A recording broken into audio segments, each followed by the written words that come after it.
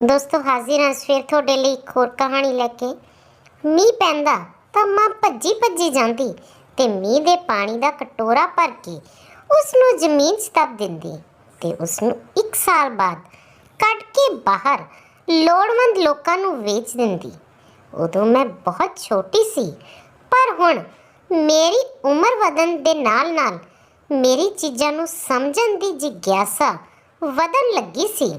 ਇੱਕ ਦਿਨ ਮੈਂ ਮਾਂ ਤੋਂ ਪੁੱਛਿਆ ਕਿ ਮਾਂ, ਇਸ ਪਾਣੀ ਦਾ ਤੁਸੀਂ ਕੀ ਕਰਦੇ ਹੋ? ਮੇਰੀ ਮਾਂ ਨੇ ਦੱਸਿਆ ਕਿ ਇਹ ਪਾਣੀ ਜੋ ਵੀ ਬਜ਼ੁਰਗ ਪੀਵੇਗਾ ਤਾਂ ਉਹ ਜਵਾਨ ਹੋ ਜਾਵੇਗਾ। ਮਾਂ ਦੀ ਗੱਲ ਸੁਣ ਮੈਂ ਹੈਰਾਨ ਹੁੰਦੀ ਸੀ ਕਿ ਅਜਿਹਾ ਕਿਵੇਂ ਹੋ ਸਕਦਾ ਹੈ। ਮੀਂਹ ਦਾ ਪਾਣੀ ਪੀ ਕੇ ਕੋਈ ਕਿਵੇਂ ਜਵਾਨ ਹੋ ਸਕਦਾ ਹੈ? ਦਿਨੋਂ ਦਿਨ ਮੇਰੀ ਹੈਰਾਨੀ ਤੇ ਪਰੇਸ਼ਾਨੀ 'ਚ ਵਾਧਾ ਹੁੰਦਾ ਜਾ ਰਿਹਾ ਸੀ। ਅੱਜ ਵੀ ਮੀਂਹ ਵਾਲਾ ਮੌਸਮ ਸੀ। ਮੇਰੇ ਘਰੋਂ ਭਾਂਡਿਆਂ ਦੇ ਖੜਕਣ ਦੀ ਆਵਾਜ਼ਾਂ ਆ ਰਹੀਆਂ ਸਨ। ਲੱਗਦਾ ਸੀ ਮਾਂ ਉਹ ਕਟੋਰਾ ਲੱਭ ਰਹੀ ਹੈ। ਬਰਤਨਾਂ ਦੀਆਂ ਆਵਾਜ਼ਾਂ ਮੇਰੇ ਕੰਨਾਂ 'ਚ ਚੁਭ ਰਹੀਆਂ ਸਨ। ਮੈਂ ਆਪਣੀ ਪੜ੍ਹਾਈ ਛੱਡ ਕਮਰੇ 'ਚੋਂ ਬਾਹਰ ਆਈ ਤੇ ਮਾਂ ਨੂੰ ਚੀਕ ਕੇ ਆਖਿਆ ਕਿ ਕਿਉਂ ਇੰਨਾ ਖੜਕਾ ਕਰ ਰਹੇ ਹੋ? ਮਾਂ ਨੇ ਆਪਣਾ ਕੰਮ ਛੱਡ ਮੇਰੇ ਵੱਲ ਦੇਖਿਆ ਤੇ ਬੋਲੀ, ਮੈਨੂੰ ਉਹ ਕਟੋਰਾ ਨਹੀਂ ਮਿਲ ਰਿਹਾ ਜਿਸ 'ਚ ਪਾਣੀ ਪਾ ਕੇ ਰੱਖਣਾ ਹੁੰਦਾ ਹੈ। ਓਹੋ ਮਾਂ, ਤੁਸੀਂ ਕਿਸੇ ਹੋਰ ਭਾਂਡੇ 'ਚ ਪਾ ਕੇ ਰੱਖ ਦਿਓ। ਕਿੰਨੇ ਭਾਂਡੇ ਨੇ ਰਸੋਈ 'ਚ? ਪਰ ਮਾਂ ਨੂੰ ਉਹੀ ਕਟੋਰਾ ਚਾਹੀਦਾ ਸੀ। ਮੈਂ ਖੜਕਾ ਜਲਦੀ ਖਤਮ ਕਰਨ ਲਈ ਮਾਂ ਦੀ ਮਦਦ ਕਰਨ ਲੱਗੀ ਤੇ ਕਟੋਰਾ ਲੱਭ ਮਾਂ ਨੂੰ ਦੇ ਦਿੱਤਾ ਤੇ ਆਪਣੇ ਕਮਰੇ ਜਾ ਕੇ ਬੈਠ ਗਈ। ਮੈਂ ਕਮਰੇ 'ਚ ਆ ਕੇ ਬੈਠੀ ਹੀ ਸੀ ਕਿ ਬਾਹਰ ਮੀਂਹ ਪੈਣਾ ਸ਼ੁਰੂ ਹੋ ਗਿਆ ਤੇ ਵਾਛੜ ਅੰਦਰ ਆ ਰਹੀ ਸੀ। ਜਦੋਂ ਮੈਂ ਖਿੜਕੀ ਬੰਦ ਕਰਨ ਗਈ ਤਾਂ ਦੇਖਿਆ ਕਿ ਮਾਂ ਕਟੋਰਾ ਫੜੀ ਵਿਹੜੇ 'ਚ ਜਾ ਰਹੀ ਹੈ। ਮਾਂ ਦੇ ਕੱਪੜੇ ਵੀ ਭਿੱਜ ਰਹੇ ਸਨ, ਪਰ ਉਹ ਫਿਰ ਵੀ ਕਟੋਰਾ ਭਰਨ 'ਚ ਲੱਗੀ ਹੋਈ ਸੀ। ਜਦੋਂ ਕਟੋਰਾ ਪੂਰਾ ਭਰ ਗਿਆ ਤਾਂ ਮਾਂ ਨੇ ਮੀਂਹ ਰੁਕਣ ਦੀ ਉਡੀਕ ਕੀਤੀ ਤੇ ਜਦੋਂ ਮੀਂਹ ਰੁਕ ਗਿਆ ਤਾਂ ਮਾਂ ਘਰ ਦੇ ਪਿਛਲੇ ਪਾਸੇ ਗਈ, ਜਿੱਥੇ ਮਾਂ ਕਟੋਰੇ ਨੂੰ ਜ਼ਮੀਨ 'ਚ ਦੱਬਦੀ ਸੀ। ਉੱਥੇ ਛੋਟਾ ਜਿਹਾ ਕਮਰਾ ਬਣਾਇਆ ਹੋਇਆ ਸੀ ਜਿਸ 'ਚ ਮੀਂਹ ਦਾ ਪਾਣੀ ਨਹੀਂ ਸੀ ਜਾਂਦਾ।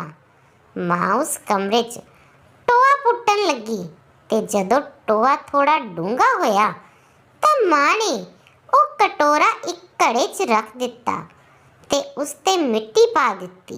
ਇਸ ਤੋਂ ਪਹਿਲਾਂ ਵੀ ਮਾਂ ਨੇ ਕੁਝ ਕਟੋਰੇ ਜ਼ਮੀਨ 'ਚ ਦੱਬੇ ਹੋਏ ਸਨ। ਜਦੋਂ ਮੈਂ ਆਪਣੀ ਧੌਣ ਘੁਮਾਈ ਤੇ ਕੰਨ ਤੇ ਲੱਗੇ ਕੈਲੰਡਰ ਨੂੰ ਦੇਖਿਆ ਤਾਂ ਥੋੜੇ ਹੀ ਦਿਨਾਂ 'ਚ ਬਾਕੀ ਕਟੋਰੇ ਵਿਕਣ ਵਾਲੇ ਸਨ। ਮੈਂ ਵਾਪਸ ਕੁਰਸੀ ਤੇ ਆ ਕੇ ਬੈਠ ਗਈ। ਮਾਂ ਨੂੰ ਕਟੋਰਿਆਂ ਤੋਂ ਮਿਲਣ ਵਾਲੇ ਪੈਸੇ ਜੇਕਰ ਅਸੀਂ ਪੂਰਾ ਸਾਲ ਵੀ ਖਰਚ ਕਰਦੇ ਤਾਂ ਘਟਦੇ ਨਹੀਂ ਸਨ। ਮਾਂ ਕਟੋਰਿਆਂ ਨੂੰ ਜ਼ਮੀਨ ਹੇਠ ਦੱਬ ਕੇ ਆਈ ਤੇ ਕੱਪੜੇ ਬਦਲ ਕੇ ਕਮਰੇ ਚਲੀ ਗਈ। ਐਨੇ ਨੂੰ ਬਾਹਰ ਗਵਾਂਢਣ ਆਂਟੀ ਨੇ ਮਾਂ ਨੂੰ ਬੁਲਾਇਆ ਤੇ ਮਾਂ ਤੋਂ ਪੁੱਛਿਆ ਕਿ ਸਮਾਨ ਤਿਆਰ ਹੋ ਗਿਆ। ਬਾਹਰ ਕੁਝ ਲੋਕ ਆਏ ਹੋਏ ਸਨ। ਉਹ ਆਂਟੀ ਮਾਂ ਦੀ ਮਦਦ ਵੀ ਕਰਿਆ ਕਰਦੀ ਸੀ, ਪਾਣੀ ਵੇਚਣ ਤੇ ਬਣਾਉਣ 'ਚ। ਮਾਂ ਕਮਰੇ 'ਚ ਆਈ ਤਾਂ ਕਮਰੇ ਦਾ ਫੋਨ ਵੱਜ ਰਿਹਾ ਸੀ। ਜਦੋਂ ਮੈਂ ਫੋਨ ਚੁੱਕਿਆ ਤਾਂ ਇੱਕ ਬੰਦਾ ਅੰਗਰੇਜ਼ੀ 'ਚ ਕੁਝ ਆਖ ਰਿਹਾ ਸੀ, ਜਿਸ ਨੂੰ ਮੈਂ ਸਮਝਣ ਦੀ ਕੋਸ਼ਿਸ਼ ਕਰਨ ਲੱਗੀ ਤਾਂ ਮਾਂ ਨੇ ਤੁਰੰਤ ਫੋਨ ਮੇਰੇ ਹੱਥੋਂ ਖੋਹ ਲਿਆ ਤੇ ਰੱਖ ਦਿੱਤਾ ਤੇ ਮੈਨੂੰ ਘੂਰਨ ਲੱਗੀ ਜਿਵੇਂ ਮੇਰੇ ਥੱਪੜ ਮਾਰੇਗੀ। ਮਾਂ ਨੇ ਕਿਹਾ ਕਿ ਮੈਂ ਕਿੰਨੀ ਵਾਰ ਕਿਹਾ ਹੈ ਕਿ ਤੂੰ ਮੇਰਾ ਫੋਨ ਨਾ ਉਠਾਇਆ ਕਰ। ਮੈਂ ਡਰਦੇ ਮਾਂ ਨੂੰ ਕਿਹਾ ਕਿ ਮਾਂ, ਫੋਨ ਵੱਜ ਰਿਹਾ ਸੀ ਇਸ ਲਈ ਮੈਂ ਉਠਾ ਲਿਆ ਤੇ ਇਹ ਬੋਲ ਕੇ ਪਿੱਛੇ ਮੁੜ ਕੇ ਆਪਣੇ ਕਮਰੇ 'ਚ ਆ ਗਈ ਤੇ ਸੋਚਣ ਲੱਗੀ ਕਿ ਮਾਂ ਇੰਨਾ ਗੁੱਸਾ ਕਿਉਂ ਕਰ ਰਹੀ ਸੀ। ਆਖਰ ਕਿਸ ਦਾ ਫੋਨ ਸੀ? ਫਿਰ ਮੈਂ ਸੋਚਣ ਲੱਗੀ ਮਾਂ ਘਰ 'ਚ ਤਿਆਰ ਪਾਣੀ ਸਿਰਫ ਬਾਹਰੋਂ ਆਉਣ ਵਾਲੇ ਲੋਕਾਂ ਨੂੰ ਹੀ ਕਿਉਂ ਵੇਚਦੀ ਸੀ। ਇਸ ਪਾਣੀ 'ਚ ਅਜਿਹੀ ਕੀ ਖਾਸ ਗੱਲ ਸੀ कि बुढ़े लोग जवान हो जाते सन कि मां जादू टोना करदी सी। ਮੀਂਹ ਤਾਂ ਬਾਹਰਲੇ ਮੁਲਕਾਂ 'ਚ ਵੀ ਪੈਂਦਾ ਹੋਵੇਗਾ ਤਾਂ ਉਹਨਾਂ ਨੂੰ ਇੱਥੇ ਦੇ ਮੀਂਹ ਦਾ ਪਾਣੀ ਕਿਉਂ ਚਾਹੀਦਾ ਹੈ? ਮੈਂ ਇਹਨਾਂ ਸੋਚਾਂ 'ਚ ਗੁਆਚੀ ਰਹਿੰਦੀ ਸੀ। ਅਗਲੇ ਦਿਨ ਕਾਲਜ ਤੋਂ ਵਾਪਸ ਆਈ ਤਾਂ ਡਰਾਇੰਗ ਰੂਮ 'ਚ ਮਾਂ ਨਾਲ ਕੁਝ ਲੋਕ ਬੈਠੇ ਸਨ, ਜਿਨ੍ਹਾਂ 'ਚ ਦੋ ਔਰਤਾਂ ਤੇ ਕੁਝ ਆਦਮੀ ਕੁਰਸੀਆਂ ਤੇ ਬੈਠੇ ਸਨ ਤੇ ਮਾਂ ਉਹਨਾਂ ਦੇ ਸਾਹਮਣੇ ਸੋਫੇ ਤੇ ਬੈਠੀ ਗੱਲਾਂ ਕਰ ਰਹੀ ਸੀ। मैं कॉलेज तो आई तो अंदर नहीं गई, बाहर खिड़की तो सारा कुछ देख रही सी। फिर मैं अपने कपड़े बदलन ਲਈ कमरे 'ਚ गई। माँ जिथे मींह ਦਾ ਪਾਣੀ ਲੁਕਾਉਂਦੀ ਸੀ ਉੱਥੇ ਗਈ ਤਾਂ ਮੈਂ ਦੇਖਿਆ ਕਿ ਇੱਕ ਚਿੱਟਾ ਚਾਕ ਦਾ ਨਿਸ਼ਾਨ ਲਾਇਆ ਹੋਇਆ ਸੀ, ਜਿਸ 'ਚ ਪੁਰਾਣਾ ਪਾਣੀ ਰੱਖਿਆ ਹੋਇਆ ਸੀ। ਮੈਂ ਆਪਣੇ ਕਮਰੇ ਦੀ ਖਿੜਕੀ ਤੋਂ ਸਭ ਕੁਝ ਦੇਖ ਰਹੀ ਸੀ। ਉੱਥੇ ਥਾਂ-ਥਾਂ ਚਾਕ ਨਾਲ ਨਿਸ਼ਾਨ ਲਾਏ ਹੋਏ ਸਨ। ਬਾਹਰ ਜੁੱਤੀਆਂ ਦੀਆਂ ਆਵਾਜ਼ਾਂ ਆ ਰਹੀਆਂ ਸਨ। ਲੱਗਦਾ ਸੀ ਕਿ ਜਿਵੇਂ ਮਹਿਮਾਨ ਜਾ ਰਹੇ ਸਨ। ਮੈਂ ਗੌਰ ਨਾਲ ਉਹਨਾਂ ਨਿਸ਼ਾਨਾਂ ਨੂੰ ਦੇਖਿਆ ਤੇ ਖਿੜਕੀ ਬੰਦ ਕਰ ਦਿੱਤੀ। ਮੈਂ ਹਰ ਹਾਲਤ 'ਚ ਉਹ ਕਟੋਰੇ ਦੇਖਣਾ ਚਾਹੁੰਦੀ ਸੀ, ਪਰ ਇਹ ਸਭ ਮਾਂ ਦੇ ਸਾਹਮਣੇ ਕਰਨਾ ਨਾਮੁਮਕਿਨ ਸੀ, ਕਿਉਂਕਿ ਮਾਂ ਨੇ ਮੈਨੂੰ ਬਹੁਤ ਹੀ ਸਖਤੀ ਨਾਲ ਘਰ ਦੇ ਪਿਛਲੇ ਪਾਸੇ ਜਾਣ ਤੋਂ ਮਨਾ ਕੀਤਾ ਹੋਇਆ ਸੀ। ਮੈਂ ਖਿੜਕੀ ਤੋਂ ਬਾਹਰ ਦਾ ਨਜ਼ਾਰਾ ਦੇਖ ਰਹੀ ਸੀ। ਮਾਂ ਉਹਨਾਂ ਲੋਕਾਂ ਨੂੰ ਗੇਟ ਤੱਕ ਛੱਡਣ ਜਾ ਰਹੀ ਸੀ। ਗੇਟ ਕੋਲ ਆ ਕੇ ਮਾਂ ਨੇ ਇੱਕ ਔਰਤ ਨਾਲ ਹੱਥ ਮਿਲਾਇਆ ਤੇ ਫਿਰ ਗੇਟ ਖੋਲ ਕੇ ਉਹਨਾਂ ਲੋਕਾਂ ਨੂੰ ਬਾਹਰ ਤੱਕ ਛੱਡ ਦਿੱਤਾ। ਖੁਦ ਅੰਦਰ ਆਈ ਤੇ ਗੇਟ ਬੰਦ ਕਰ ਦਿੱਤਾ।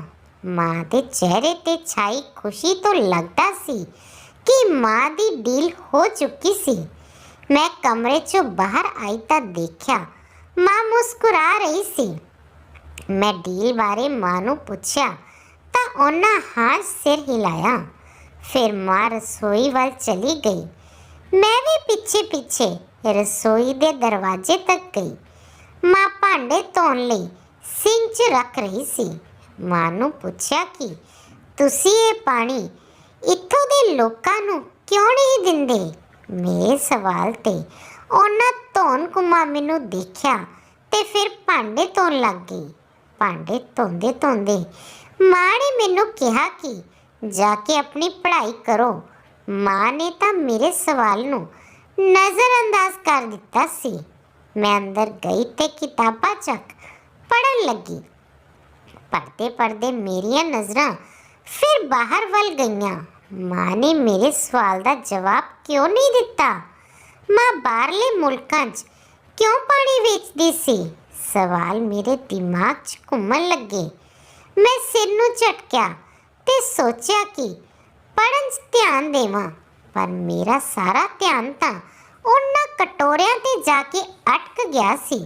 ਮੈਂ ਵਾਰ-ਵਾਰ ਸੋਚਣ ਤੇ ਮਜਬੂਰ ਹੋ ਰਹੀ ਸੀ ਕਿ ਇਹਨਾਂ ਕਟੋਰਿਆਂ ਦੇ ਪਾਣੀ ਦਾ ਰਾਜ਼ ਕਿਵੇਂ ਪਤਾ ਕਰਾਂ। ਮੈਂ ਅੱਜ ਰਾਤ ਨੂੰ ਉੱਥੇ ਜਾ ਕੇ ਉਹਨਾਂ ਪਾਣੀ ਵਾਲੇ ਕਟੋਰਿਆਂ ਨੂੰ ਜ਼ਰੂਰ ਦੇਖਾਂਗੀ। ਮਾਂ ਰਾਤ ਨੂੰ ਖਾਣਾ ਖਾ ਆਪਣੇ ਕਮਰੇ ਸੌਣ ਲਈ ਜਾ ਚੁੱਕੀ ਸੀ, ਪਰ ਮੈਨੂੰ ਨੀਂਦ ਤਾਂ ਬਿਲਕੁਲ ਵੀ ਨਹੀਂ ਆ ਰਹੀ ਸੀ। ਮਾਂ ਦੇ ਸੌਣ ਤੋਂ ਬਾਅਦ ਰਾਤ 1 ਵਜੇ ਕਮਰੇ ਦਾ ਦਰਵਾਜ਼ਾ ਖੋਲ ਬਾਹਰ ਨਿਕਲੀ ਤੇ ਬਿਨਾਂ ਆਵਾਜ਼ ਕੀਤਿਆਂ ਦਰਵਾਜ਼ਾ ਬੰਦ ਕਰਕੇ ਬਾਹਰ ਆ ਗਈ। ਮੀਂਹ ਕਰਕੇ ਧਰਤੀ ਅਜੇ ਗਿੱਲੀ ਸੀ। ਮੈਂ ਹੌਲੀ-ਹੌਲੀ ਘਰ ਦੇ ਪਿਛਲੇ ਪਾਸੇ ਗਈ। ਅਚਾਨਕ ਬਾਹਰ ਗਲੀ 'ਚ ਕੁੱਤੇ ਭੌਂਕਣ ਦੀ ਆਵਾਜ਼ ਸੁਣ ਧਿਆਨ ਭਟਕਿਆ ਤਾਂ ਤਿਲਕ ਗਈ ਤੇ ਮੇਰੇ ਮੂੰਹੋਂ ਚੀਖ ਨਿਕਲ ਗਈ। ਮੈਂ ਆਪਣਾ ਪੈਰ ਫੜੀ ਮਾਂ ਨੂੰ ਬੁਲਾਉਣ ਲੱਗੀ।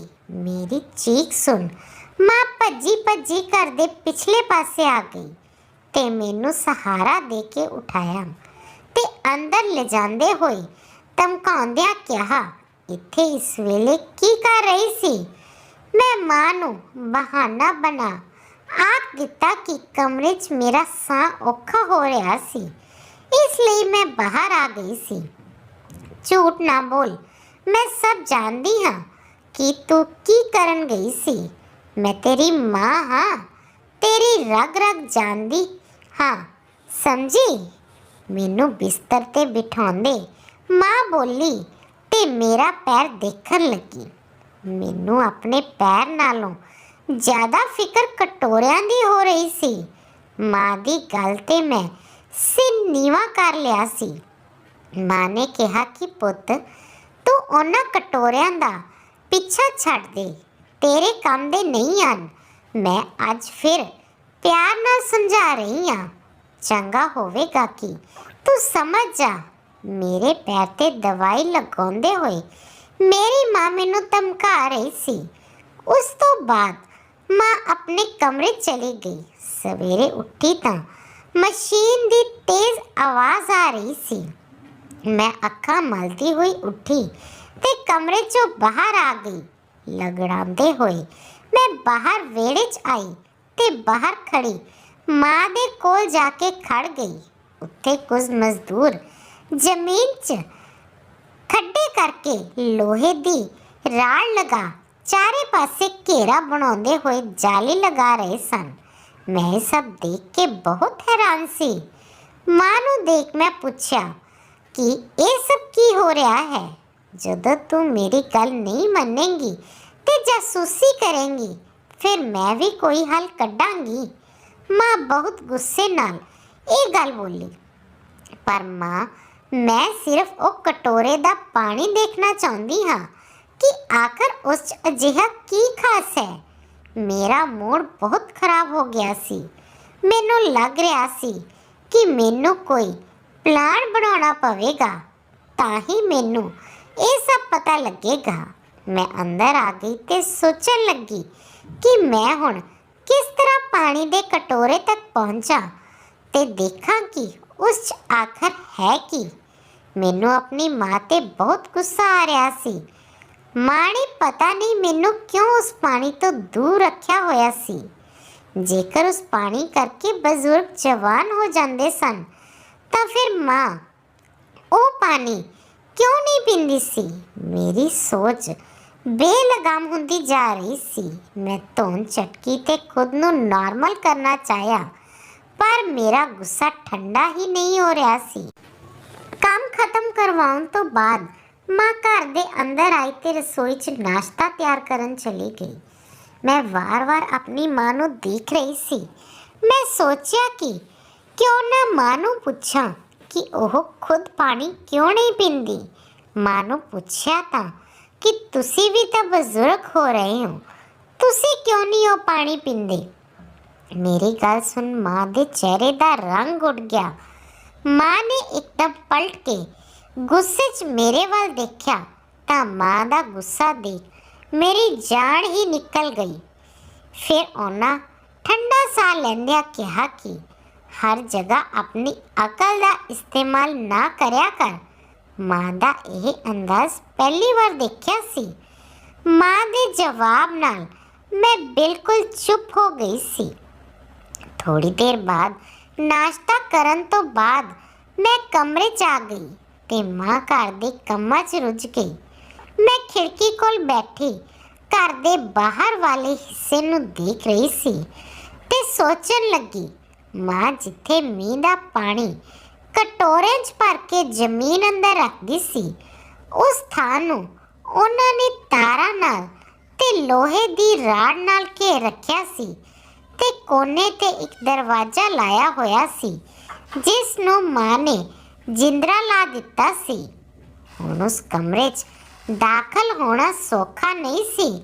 रात हुंदे ही माँ दे सौन तो बाद मैं कमरे तो बाहर निकली ते हौली हौली चलदी बाहर आ गई। घर दे पिछले पासे अपने गोड्यां सहारे चलना शुरू किया। फिर तारा कोल पहुंच गई ते फिर लम्मी पै के रेंगन लगी। मेरा शक ते जासूसी मेथों एक काम करवा रही सी।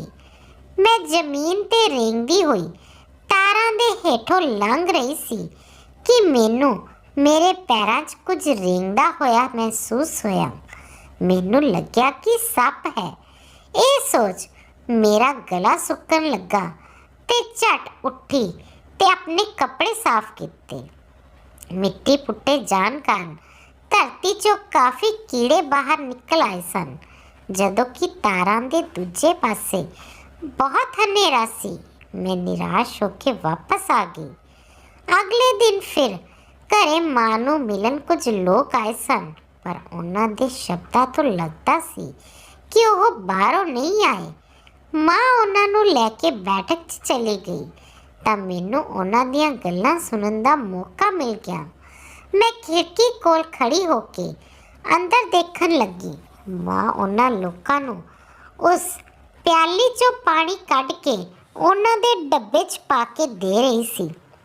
ਫਿਰ ਉਹਨਾਂ ਨੇ ਪਾਣੀ ਵਾਲਾ ਡੱਬਾ ਲਿਆ ਤੇ ਪੈਸਿਆਂ ਨਾਲ ਭਰਿਆ ਬੈਗ ਖੋਲ ਕੇ ਮਾਂ ਸਾਹਮਣੇ ਕੀਤਾ। ਇੰਨੇ ਸਾਰੇ ਪੈਸੇ ਦੇਖ ਕੇ ਮੈਂ ਹੈਰਾਨ ਰਹਿ ਗਈ ਸੀ। ਉਹਨਾਂ ਦੇ ਖੜੇ ਹੁੰਦੇ ਹੀ ਮਾਂ ਵੀ ਉੱਠ ਕੇ ਖੜੀ ਹੋ ਗਈ ਤੇ ਹੱਥ ਮਿਲਾਉਂਦੇ ਹੋਏ ਉਹਨਾਂ ਨੂੰ ਘਰੋਂ ਰਵਾਨਾ ਕੀਤਾ। ਉਹ ਘਰੋਂ ਬਾਹਰ ਨਿਕਲੇ ਤਾਂ ਮੈਂ ਤੁਰੰਤ ਆਪਣੇ ਕਮਰੇ ਦੇ ਦਰਵਾਜ਼ੇ ਦੇ ਪਿੱਛੇ ਹੋ ਕੇ ਖੜੀ ਹੋ ਗਈ। ਉਹ ਲੋਕ ਜਾ ਚੁੱਕੇ ਸਨ। ਉਹਨਾਂ ਦੇ ਜਾਂਦੇ ਹੀ ਕਮਰੇ 'ਚੋਂ ਬਾਹਰ ਨਿਕਲੀ ਤੇ ਬੈਠਕ ਅੰਦਰ ਚਲੀ ਗਈ।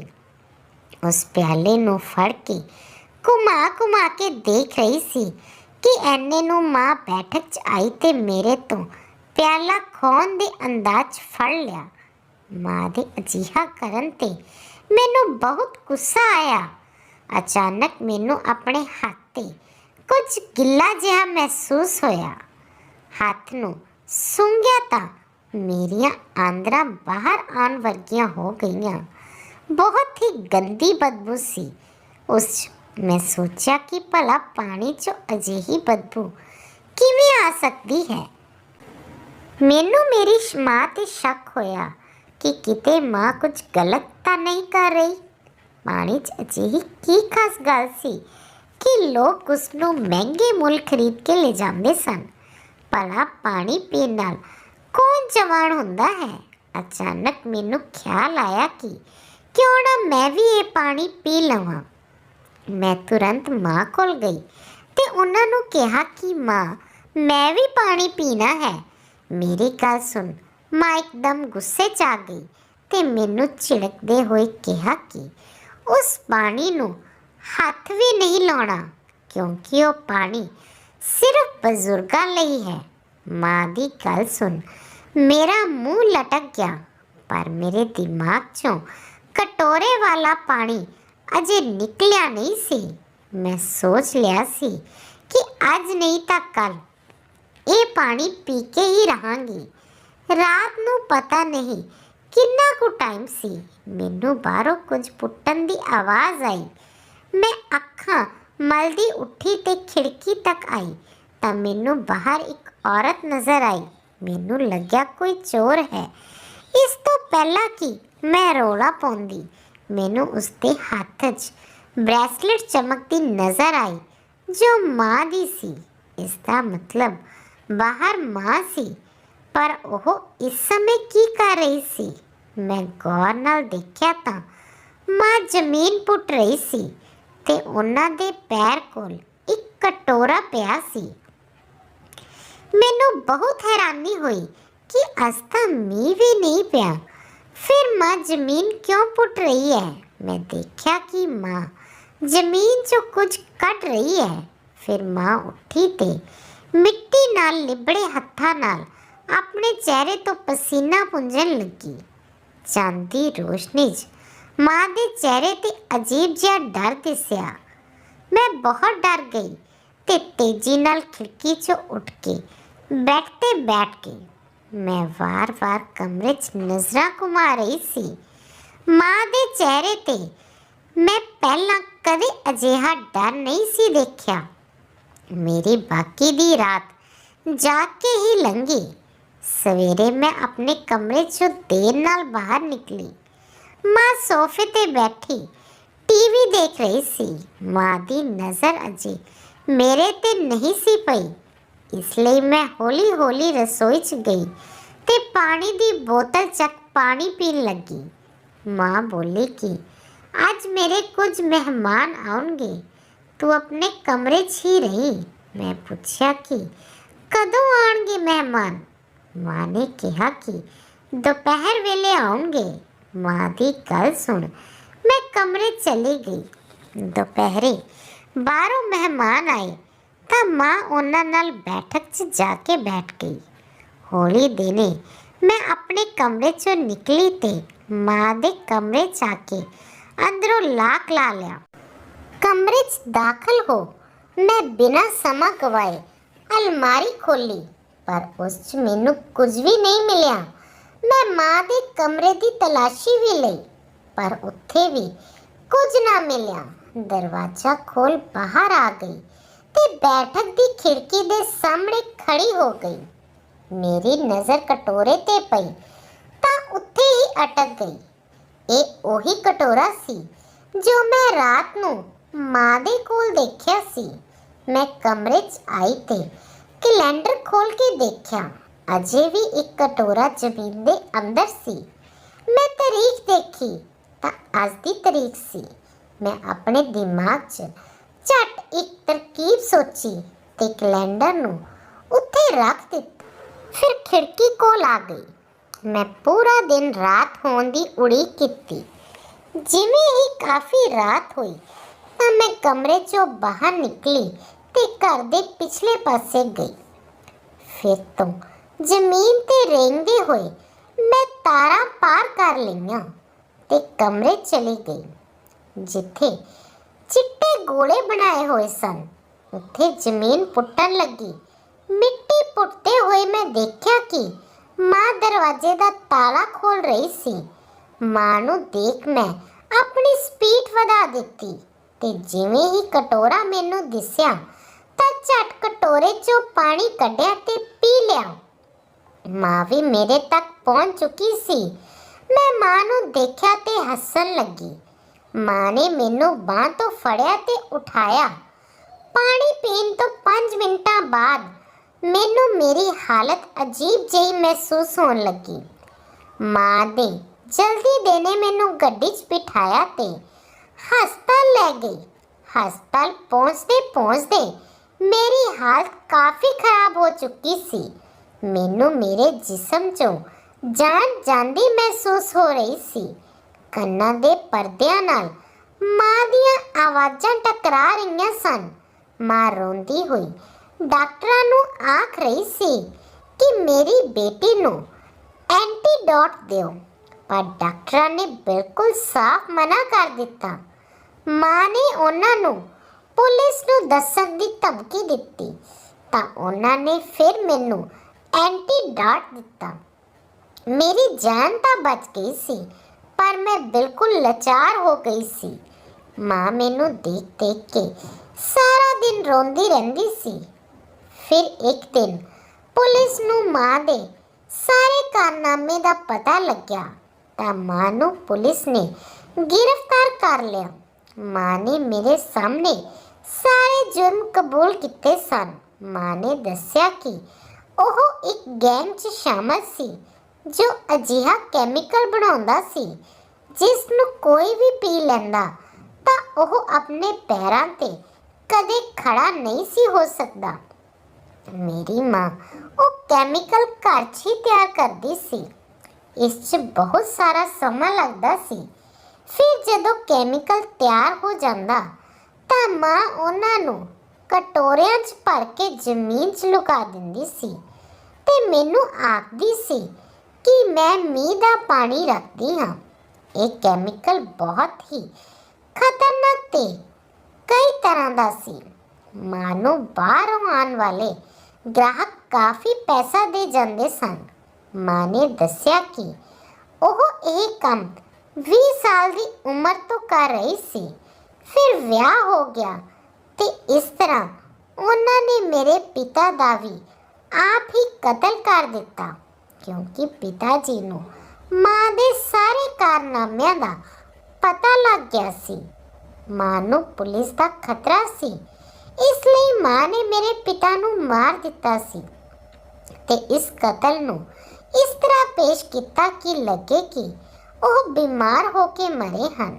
ਮਾਂ ਨੇ ਸਾਰੇ ਜੁਰਮ ਕਬੂਲ ਕਰਨ ਤੋਂ ਬਾਅਦ ਪੁਲਿਸ ਨੂੰ ਗ੍ਰਿਫਤਾਰੀ ਦੇ ਦਿੱਤੀ। ਮਾਂ ਜੇਲ੍ਹ ਸੀ ਤੇ ਰੋਜ਼ ਆਪਣੇ ਕੀਤੇ ਤੇ ਰੋਂਦੀ ਰਹਿੰਦੀ ਸੀ। ਮਾਂ ਰਾਹੀਂ ਉਹਨਾਂ ਦਾ ਪੂਰਾ ਗੈਂਗ ਫੜਿਆ ਗਿਆ ਸੀ। ਮਾਂ ਦੀ ਬਾਕੀ ਦੀ ਜ਼ਿੰਦਗੀ ਹੁਣ ਜੇਲ੍ਹ 'ਚ ਹੀ ਲੰਘਣੀ ਸੀ ਤੇ ਮੈਂ ਇੱਕ ਅਨਾਥ ਆਸ਼ਰਮ 'ਚ ਰਹਿ ਰਹੀ ਸੀ, ਜਿੱਥੇ ਰਹਿ ਕੇ ਆਪਣੀ ਪੜ੍ਹਾਈ ਪੂਰੀ ਕਰ ਰਹੀ ਸੀ। ਮੇਰੇ ਜ਼ਮੀਰ ਨੂੰ ਕੋਈ ਠੇਸ ਨਾ ਪਹੁੰਚੇ, ਇਸ ਲਈ ਮੈਂ ਵਿਆਹ ਦਾ ਖਿਆਲ ਆਪਣੇ ਦਿਲ 'ਚੋਂ ਕੱਢ ਦਿੱਤਾ, ਕਿਉਂਕਿ ਦੇਸ਼ ਦੇ ਗੱਦਾਰਾਂ ਦੀ ਧੀ ਨਾਲ ਕੋਈ ਵੀ ਵਿਆਹ ਕਰਵਾਉਣ ਲਈ ਤਿਆਰ ਨਾ ਹੁੰਦਾ। ਇਸ ਲਈ ਮੈਂ ਖੁਦ ਇਕੱਲੇ ਦੀ ਜ਼ਿੰਦਗੀ ਜਿਉਣ ਦਾ ਫੈਸਲਾ ਕੀਤਾ। ਹੁਣ ਮੈਂ ਆਪਣੇ ਵਰਗੇ ਮਜਬੂਰ ਲੋਕਾਂ ਨਾਲ ਜ਼ਿੰਦਗੀ ਬਤੀਤ ਕਰਦੇ ਹੋਏ ਆਰਾਮ ਨਾਲ ਰਹਿੰਦੀ ਹਾਂ ਤੇ ਮਾਂ ਆਪਣੇ ਕਰਮਾਂ ਦੀ ਸਜ਼ਾ ਜੇਲ੍ਹ 'ਚ ਭੋਗ ਰਹੀ ਹੈ। ਦੋਸਤੋ, ਤੁਹਾਨੂੰ ਸਾਡੀ ਅੱਜ ਦੀ ਇਹ ਕਹਾਣੀ ਕਿੱਦਾਂ ਲੱਗੀ ਸਾਨੂੰ ਕਮੈਂਟ ਕਰਕੇ ਜ਼ਰੂਰ ਦੱਸਣਾ ਤੇ ਜੇਕਰ ਤੁਹਾਨੂੰ ਕਹਾਣੀ ਵਧੀਆ ਲੱਗੀ ਤਾਂ ਇਸ ਨੂੰ ਵੱਧ ਤੋਂ ਵੱਧ ਲਾਈਕ ਤੇ ਸ਼ੇਅਰ ਜ਼ਰੂਰ ਕਰਨਾ। ਤੇ ਦੋਸਤੋ, ਜੇਕਰ ਤੁਸੀਂ ਸਾਡੇ ਚੈਨਲ NK ਪੰਜਾਬੀ ਕਹਾਣੀਆਂ ਤੇ ਪਹਿਲੀ ਵਾਰ ਆਏ ਹੋ ਤਾਂ ਉਸ ਨੂੰ ਜ਼ਰੂਰ ਸਬਸਕ੍ਰਾਈਬ ਕਰ ਲੈਣਾ ਤੇ ਨਾਲ ਦਿੱਤੇ ਬੈਲ ਆਈਕਨ ਨੂੰ ਜ਼ਰੂਰ ਦਬਾ ਲੈਣਾ। ਧੰਨਵਾਦ।